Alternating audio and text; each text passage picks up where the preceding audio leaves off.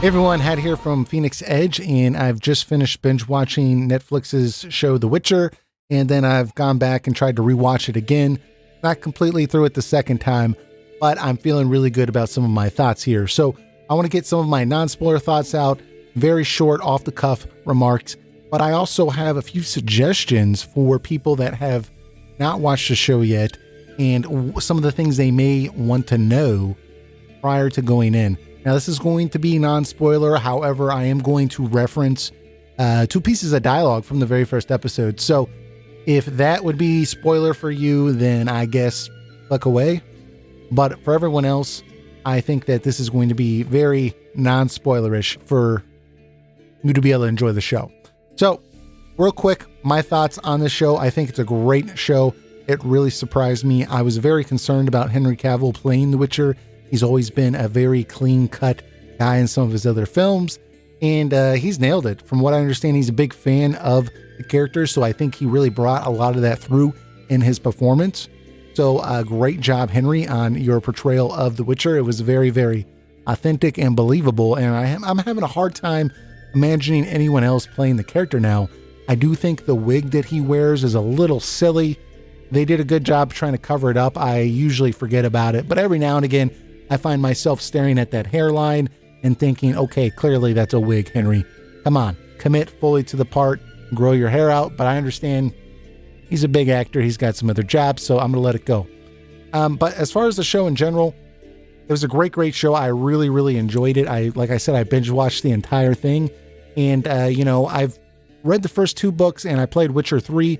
So that's kind of an extent of my Witcher knowledge. And I would say that it's mostly pretty faithful to the books. They did take some liberties here and there, changing a few things here and there. Sometimes it was fairly dramatic, but for the most part, things began and things ended where they did in the books. And I think at the end of the day, that is a very positive sign that they're trying to stay at least somewhat faithful to the books for now. So I think all in all, great job. Now, where I do think this show has kind of some room for criticism is the way the show's constructed. Okay, so the first two books that this season's based on, those books are a collection of stories. So there's a variety of different times that things take place, and their purpose is really to set up Geralt and set up some of the lore of the book, set up some of the other characters, some of the concepts that are explored in the later 5-book arc. And I think it was a good move that they decided to base season 1 on those books, but because they're a collection of short stories, a lot of times, well, practically every episode, we'll jump forward in time, we'll jump back in time. Sometimes within the same episode, they'll have one scene with Geralt here, another scene with Ciri here, and these things are happening sometimes decades apart, and they don't put any kind of sign on the episode, hey, this is 10 years ago, this is 15 years ago, okay, now we're back in the present.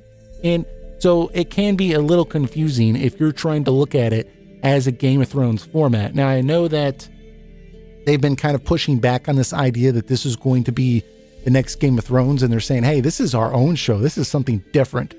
I think it was good of them to try to separate themselves from Game of Thrones, but I think people will still have Game of Thrones on their mind when they're watching this, and they're expecting that episode by episode format where basically, whatever happened in the last 10 minutes of, episode 1, episode 2 is going to start off right at that moment and continue the story. And that's not the case for season 1. I think when we get to season 2, it is going to be more of that structure. But again, this is just different stories trying to set up some of the main characters and really give you an idea of this world. So let's jump into some of the things that I think would help your enjoyment if you have not watched the show yet. For the first thing that I would say that you need to know going in here is that one of the major themes of this show and in general, like these stories, is finding your destiny. This is going to be emphasized in practically every episode. It's considered extremely important in this world that you not only find your destiny, but that you don't fight it, you embrace it. So you're going to see lots and lots of exposition describing this concept. The quicker you can get in on the role that destiny plays here, I think that plot points are going to seem a little bit more reasonable to you. The next thing I would say is keep in mind that these are a collection of stories. Like I said earlier, they're a collection of short stories from the books. So you need to go in with an open mind and say, hey, every new episode is going to be its own self-contained story. So don't expect it to talk about something from a prior episode. It may reference a prior episode, but they're not necessarily going to be connected like you would expect from, again, a Game of Thrones type episode. I think season 2 is going to have more of that approach, but these are their own self-contained stories. So when you go into them, try to enjoy them as one episode and don't get bogged down with, okay, when is this happening? I thought this happened with this character in the other episode. You don't need to worry about any of that. Just look at every single episode as its own separate episode, and the episode will tell you what you need to know to enjoy it. The next thing is, in relation to the short stories, there is a lot of time jumping. And I don't mean time jumping like the characters are traveling through time.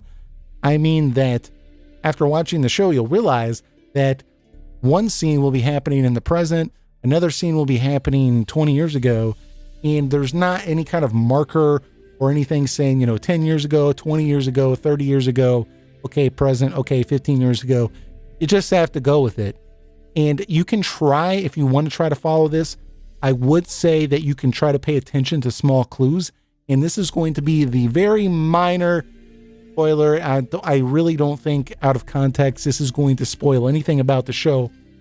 But I'm going to give an example of a piece of dialogue here that Siri says, and then a piece of dialogue that another character says, Renfrey, in the very first episode. Okay, so the first episode, you have Siri who's in a throne room and she's a princess. And she says to her grandmother, "You won your first battle in Hotchbuzz when you were my age. I've heard the ballad." That's not just like throwaway dialogue. That's there for you to be like, oh, okay, like her grandmother, she fought this battle a long time ago. It was her first battle. She was Siri's age. So maybe Siri is ready for battle or ready to take over the kingdom or whatever the case may be, right? Then later you see a scene with Renfrey in the same episode, Renfrey and Geralt. And Renfrey says to Geralt, "Queen Calanthe of Sintra. She just won her first battle at Hotchbuzz." So it makes you realize, okay, if Siri said Queen Calanthe, her grandmother,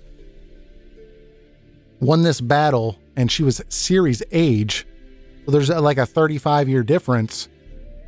And now Renfrey's referencing that battle as if it had just happened to Geralt. Clearly, the conversation with Geralt happened like 35 years before this one scene with Siri that we just watched. But these scenes are like interchangeable within the same episode, so you don't actually realize, if you're not familiar with anything, that these things are distinctly like decades apart. And what makes it even more confusing is Witchers don't age, or they age very slowly. So in all the scenes, Geralt looks basically the same, right? And then you have sorceresses and sorcerers that don't really age as either, so they will be basically the same age too. And then you have other human characters that do age, that will age slowly or dramatically. And it can make trying to decipher all this very confusing. So if you want to try to pay extra attention to that dialogue, you can. Or what you might want to try to do is just watch the first 8 episodes full through, enjoy them for what they are at each episode by themselves. Don't try to connect the dots, just watch it. By the end of the show, you'll kind of have things figured out for the most part. And then maybe go back and watch the season 1 again, maybe over, a period of weeks, or if you just want to binge watch it again, whatever you want to do. And I think your second time through, things are going to make a lot more sense.